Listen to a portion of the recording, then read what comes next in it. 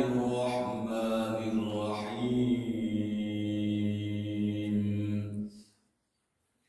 Inni khaliqum basharam min salsalin min hamadin masnun.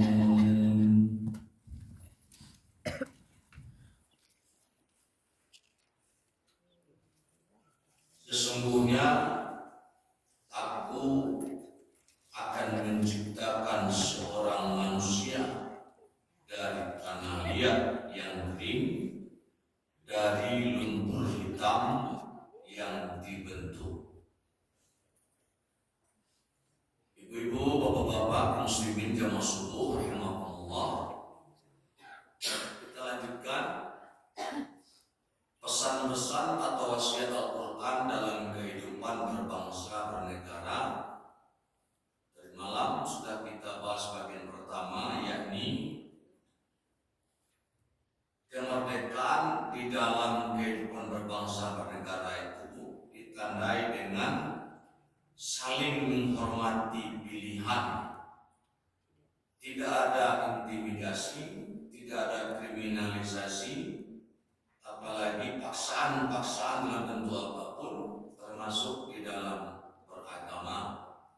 Tetapi ketika seseorang itu sudah ada pada pilihan tertentu agamanya, termasuk mungkin pilihan dalam kekerasan politik, misalnya partai politik, pekerjaan, maka di situ akan ada aturan yang berlaku sesuai dengan pilihan yang dia pilih dalam kehidupannya.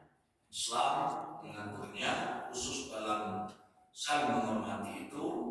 Bahkan Allah pun memberikan pilihan kepada manusia untuk memilih jalan yang benar ataukah jalan yang lain, dengan diberikannya akal dan alat-alat panca indera untuk bisa menggunakan alat-alat itu dalam rangka pilihan yang dipilih dalam hidup manusia.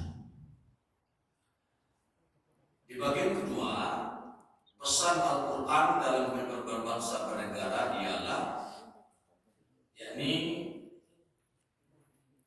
Al-Quran menjelaskan yang juga merupakan sila kedua Pancasila yang bersifat akhlak insaniyah.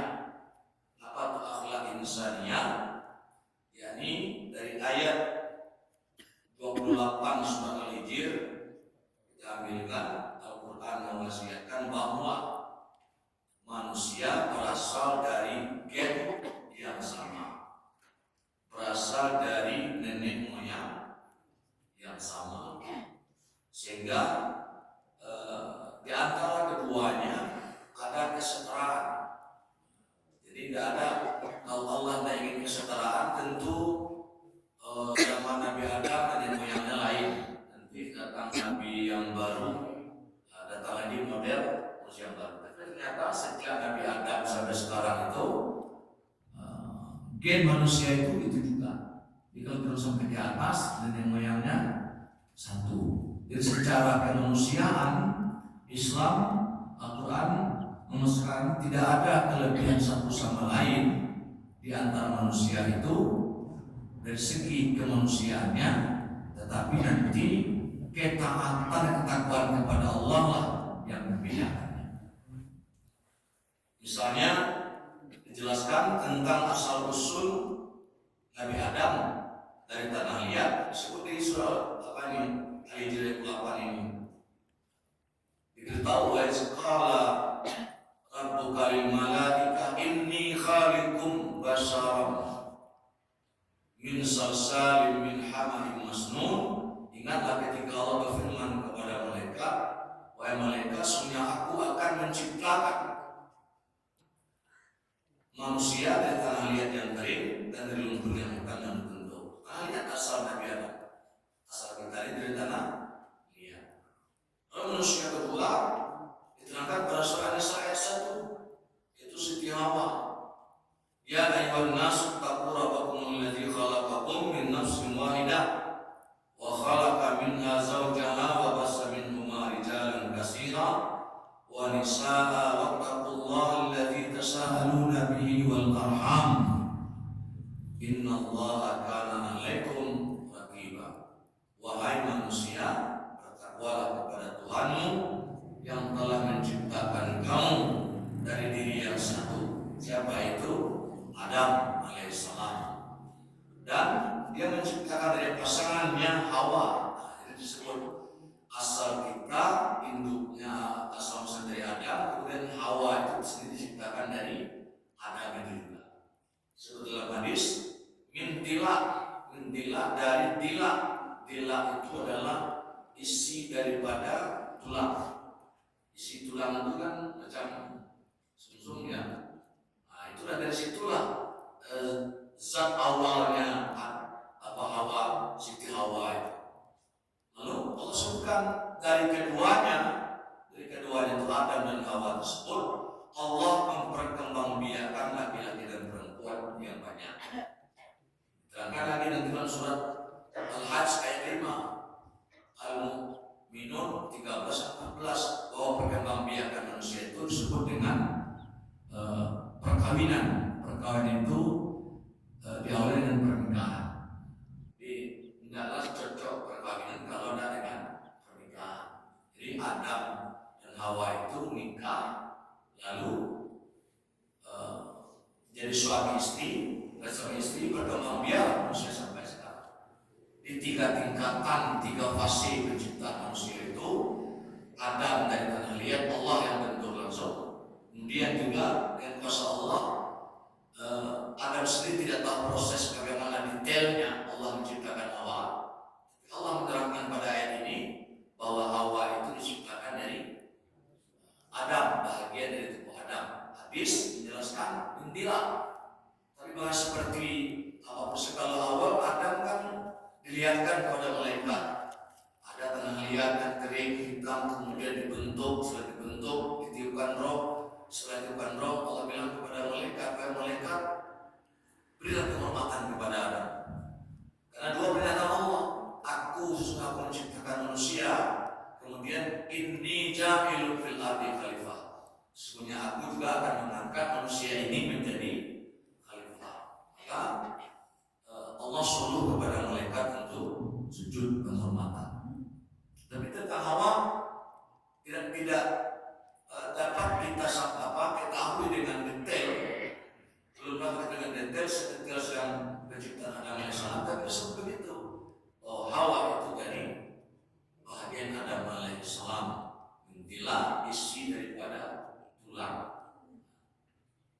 Untuk itu tidak ada alasan bagi kelompok manapun untuk saling mengatakan dia lebih baik atau lebih tinggi gitu ya, lebih dikdaya, lebih mulia ataupun lebih unggul, lebih hebat dan segala macam. Sehingga dalam surat Al-Hujurat diungkapkan, dijelaskan, la yasqar qaumun min qaumin asa ayyakunu khairam minhum.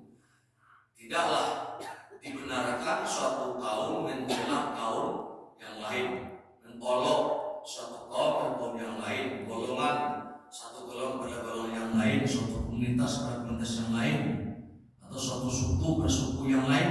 Tidak dibenarkan Islam. Karena boleh jadi pada sisi yang lain secara keseluruhan ataupun pada sisi yang lain yang diolok itu bisa jadi lebih baik. Misalnya disebutkan ya, dan cocok jadi kos itu orang Minang sih gitu. Mengatakan Minang lebih disukai, belum tentu. Nah, ya kan? Misalnya yang pastor adalah orang Iko warna itu, belum tentu. Manusia itu pada prinsipnya sama. Jadi dia berasal dari nenek yang sama, gen yang sama, wanita yang sama, laki-laki yang sama. Tapi kemudian pada surat Al-Hujurat ayat 13 itu Allah katakan yang nanti yang mengangkat, yang membuat selisih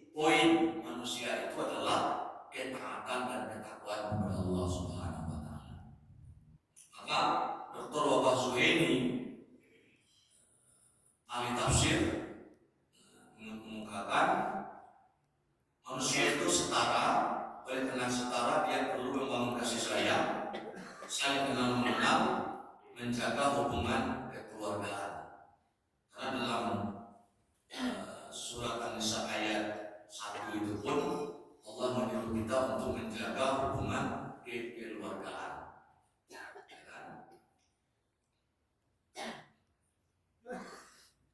Sesungguhnya Allah selalu menjaga dengan mengasihimu, dan sebelum disebutkan bertakwalah kepada Allah dengan namanya yang kamu saling meminta, dan peliharalah hubungan keluarga.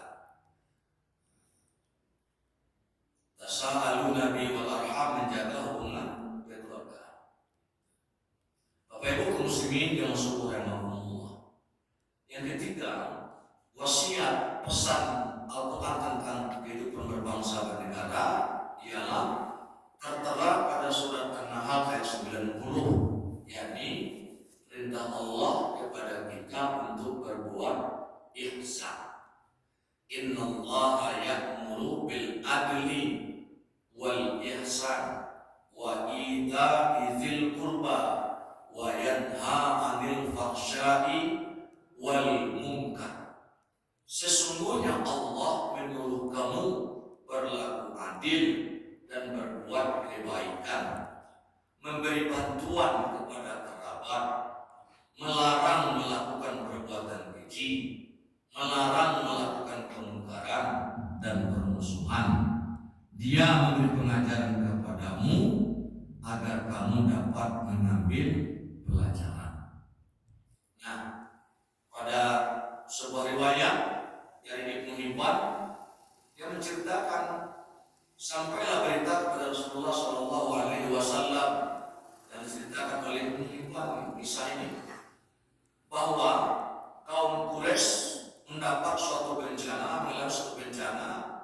Karena dasarnya bencana itu bencana ekonomi, bencana moneter, sampai-sampai mereka terpaksa memakan tulang-tulang. Ada yang dimakan. Sampai berita kepada Rasulullah SAW bahwa seorang Quraisy, kafir Quraisy, lah kelaparan, sehingga hanya makan itu tulang. Ketika tulang dimakan itu kenyang. Kalau isinya masih apa? Diiris, isinya masih itu tulang itu makan. Sampai dimakan tulang itu parah itu kan. Lalu Rasulullah SAW mengirimkan sebagian emas kepada mereka. Ya, persediaan harta oleh Rasulullah dikirimkan, diutus orang untuk menyampaikan kepada situ. Termasuk di antara itu adalah utusan Amr bin Umayyah dan Salamah bin Aslam bin Quraisy. Oleh karena itu, Nabi ketika mendengar ada bencana pada orang Quraisy, orang Quraisy itu memerangi orang Islam, tapi sebahagiannya kan ada tidak memerangi, ada kafir zimmi, ada kafir harbi. Nah, akhirnya Nabi apa mengambil kebijakan sebagai pemimpin, sebagai rasul. Allah berfirman, "Wa ma arsalnaka illa rahmatan lil alamin." Allah memberikan, mengutus Nabi Muhammad itu untuk kemuliaan, memberikan kasih sayang kepada seluruh semesta alam, termasuk kepada kaum kafir itu. Jadi Nabi ketika mendengar ada bencana kesusahan orang kafir, dibantunya. Maka kalau misalnya di kota ini ada APBD, sebagian untuk orang Islam, sebagian untuk yang bukan Islam, ya sama. Kan kadang-kadang untuk kadang ada PSBB. Itu kan kadang-kadang itu kan tergantung DPRD saja, Pak. Karena yang bertanggung itu kan mulai dari musyawarah di tingkat kelurahan, kecamatan, sampai naik usulan ke legislatif bersama dengan wali kota, kemudian disidang, paripurna disahkan. Itu kan tinggal kalau bahwa yang memperjuangkan menyebut anggaran itu seperti DPRD, wali kotanya berpikirnya lebih kepada pemikiran Islam, tentu akan lebih dominan kepada Islam. Karena musyawarah di negara waktu ini kan musyawarah itu terakhir nanti kalau ada pendapat tidak dapat keputusan, ujung-ujungnya kok etor jumlah kepala saja oleh kan itu. Misal pendapat orang sampai 32. Dan balimu saja rancang Elo benar. Cuma ada ilmu kan itu benda-benda. Adu kata, adu munui, adu argumen, adu alasan, tuan-tuan ada kesepakatan. Apa lagi boleh? Adu jumlah palu. Hakikatnya mana menang? Dan banyak palu ya kan? Walaupun nggak melimusi palunya banyak, tapi jumlah palunya lima. Anak 25 isi kepalunya tidak sebanyak 65, tapi jumlah kepalunya banyak. Asisten dalam demokrasi apa itu mana jumlah apa? Jadi kapalu profesor, dia kapalu nggak profesor, kapalu ulama atau kapalu nggak ulama dalam soal pemilihan itu hasilnya sama. Nah, ya kan? Tapi kalau dapat musyawarah itu dengan argumen, dengan tak main tol jumlah kapalu, situ insyaallah akan lebih baik. Tapi kalau lama mungkin itu jumlah kapalu saja, itu bisa-bisa memanang itu nanelo. Kalau kailo arahnya mana ada nelo. Tapi kalau kurang nelo arahnya, itu belum ada. Haji itu belum bisa orang berkada apa? Berkada itu. Kalau jumlah kapalu banyak mengarah kepada A, B, C, D, ya tergantung, ya kan? Kalau banyak mengarah kepada A lah dia, mengarah kepada B lah dia. Soal A lebih baik daripada B, itu kadang-kadang orang tak mikir. Pokoknya pandang lebih baik itu dalam kepala masing-masing. Nah, ya. Jadi oleh Islam sebetulnya itu dihargai, tetapi lebih dihargai itu musyawarah. Maka Minangkabau mempertahankan musyawarah. Sebetulnya musyawarah negara kita ada setelah keempat ada, tapi sistem musyawarah itu kalau untuk musyawarah adu pendapat, adu argumentasi, ujung penyelesaiannya adalah madu jumlah ulang dan rapi, keamanan banyak. Hadirin jemaah subuh rahimahullah. Kemudian yang keempat, pesan Al-Quran kalau berbangsa negara ialah hendak membangun sikap politik yang baik antar sesama rakyat dengan pemerintah. Mana tuh amanatnya? Surat An-Nisa yang kita baca tadi ayat 58-59. Innallaha ya'murukum an tu'addul amanati ila ahliha. Ini berkaitan dengan Sesungguhnya Allah memerintahkan kamu untuk memberikan amanah kepada orang yang memiliki kapasitas untuk memikul amanah itu. Nah, itu berarti harus disuruh tuh. Tapi sebelum memilih pemimpin, diminta analisis isi kepala untuk meletakkan siapa pemimpin itu. Ya kan? Awalnya kan begitu tuh, seleksi segala macam. Sehingga kalau ada orang independen kan dinilai oleh bukan KTP warga. Nah, cuma apa kurang nama dia KTP kurang dinilai kurang cocok atau tidak. Kadang kan yang penting orang pada KTP sibuk kan udah 1.000 bagi aja KTP. Untuk siapa ada tanya siapa yang maju, nado siapa orang menang, lah nama nado yang penting. KTP kali mau dibawa lah gitu. Tapi kalau ada maju independen untuk bawa pemimpin masa lu kok apa itu dalam lalu ada KTP limo kan kayo ada si KTP selain dulu dia kan limo KTP di mana itu asal terjadi kesalahan mas dia itu sikap politik amanah harus kita.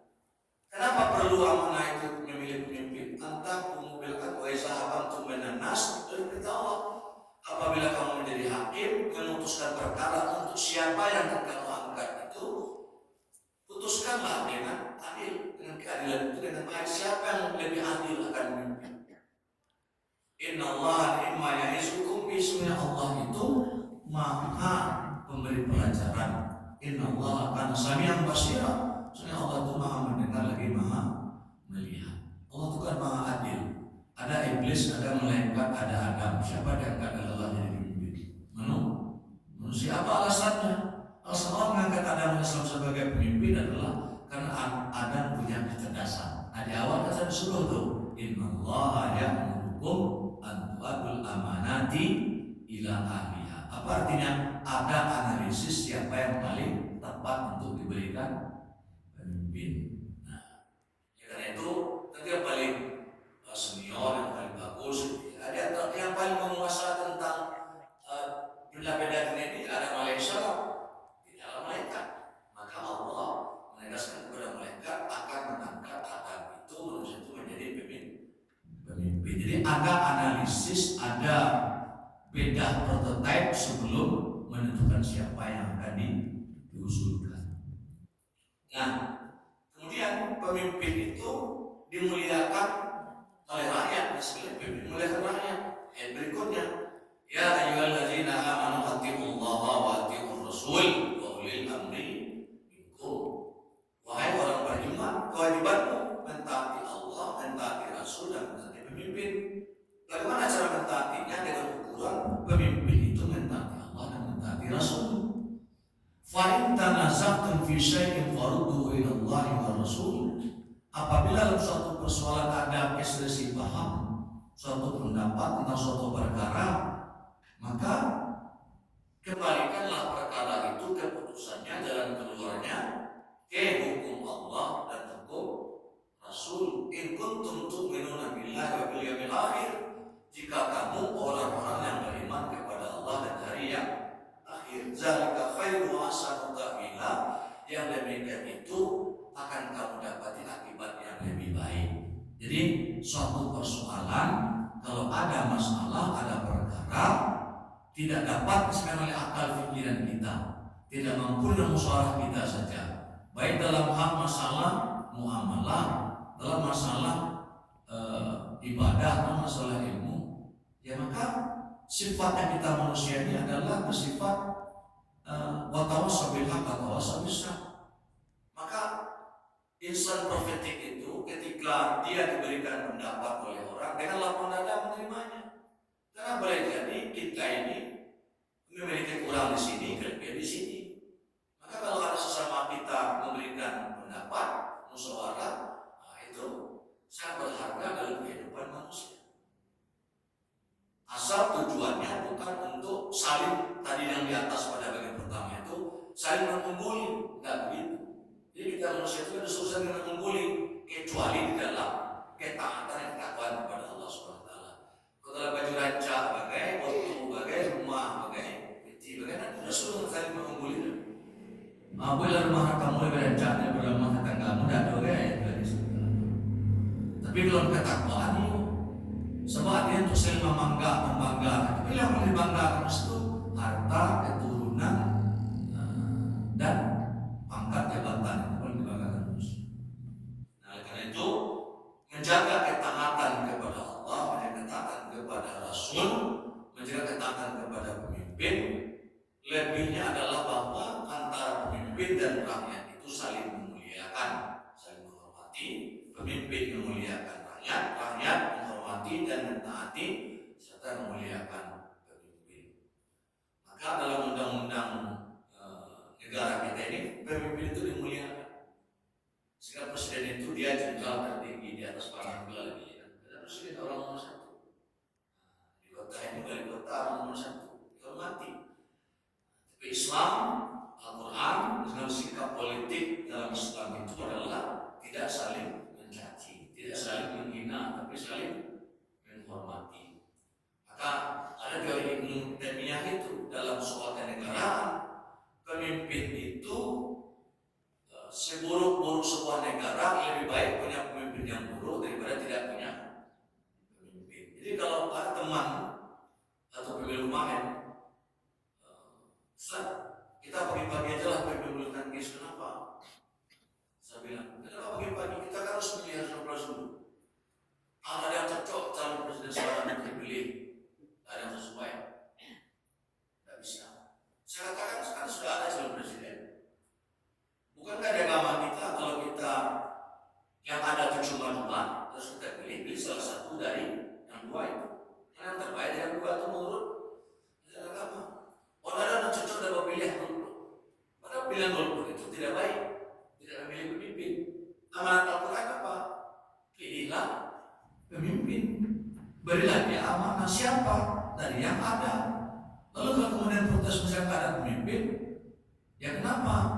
Kan seperti calon wali kota, calon presiden, calon gubernur itu kan awalnya kan dari partai politik. Partai itu kan orang lobby, ya kan? Kalau iya, sejak situlah ikut saya bilang sama yang bersama ini. Itu meeting juga kadang pas orang banyak membayar ya.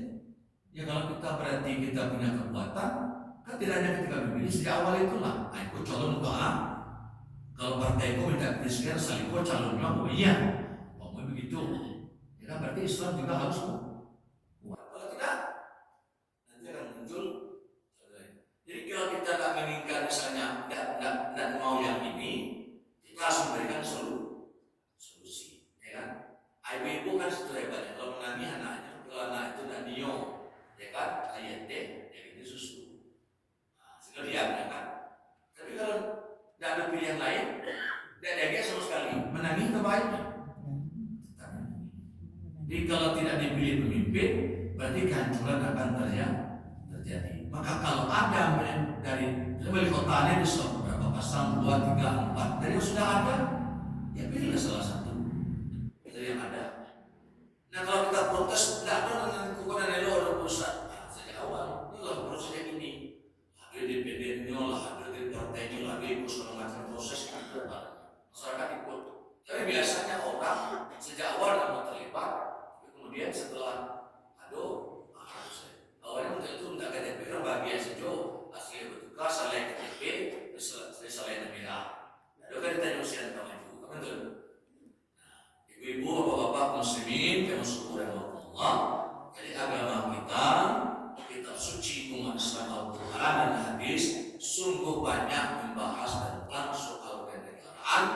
Bahkan sejak zaman Rasulullah SAW sudah ditunjukkan teladan itu oleh Rasulullah SAW. Membangun ekonomi, membangun sosial kemasyarakatan. Bagaimana Nabi membangun keadilan? Dia mencontohkan meletakkan batu hajar aswad. Lalu untuk menyediakan untuk apa? Kisaki. Heboh itu orang suku-suku yang mencakap itu. Heboh itu orang suku yang kena berlebat berbuat saja. Nabi. Itu kita ambil dalam kesepakatan. Besok pagi, besok subuh kita letakkan ASEAN dan kemenentuan dan kemelataan. Dan kemelataan itu mengambil keputusan adalah orang yang pertama kali tipu Iswa. Tetapi saya tipu kali bertemu Rasulullah. Kita apa sekutu menyerah kalau itu engkau lawai Muhammad, putuskanlah kepada kami. Siapa di antara kami ini yang akan meletakkan batu ini? Dan biarlah kain yang disagi oleh Rasulullah. Misalnya itu selendang sopannya itu apa siap juangnya sudah. Letak batu kate angke sama-sama sini. Apa yang terjadi?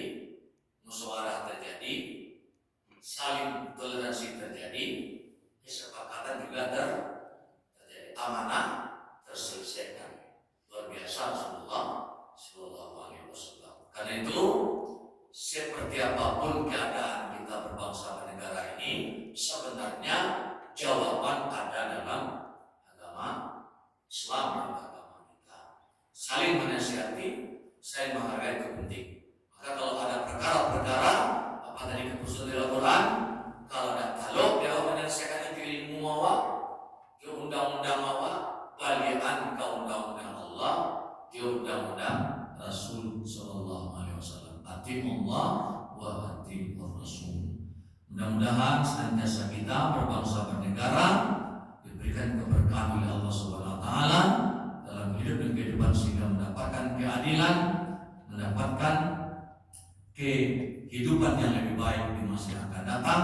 Senantiasa hendaknya mereka tegakkan bangsa dan negara ini di atas fondasi dan padi-padi Islam yang bersumberkan kepada Al-Quran dan Sunnah. Amin ya rabbal alamin. Wabillahi taufiq wal hidayah. Wassalamualaikum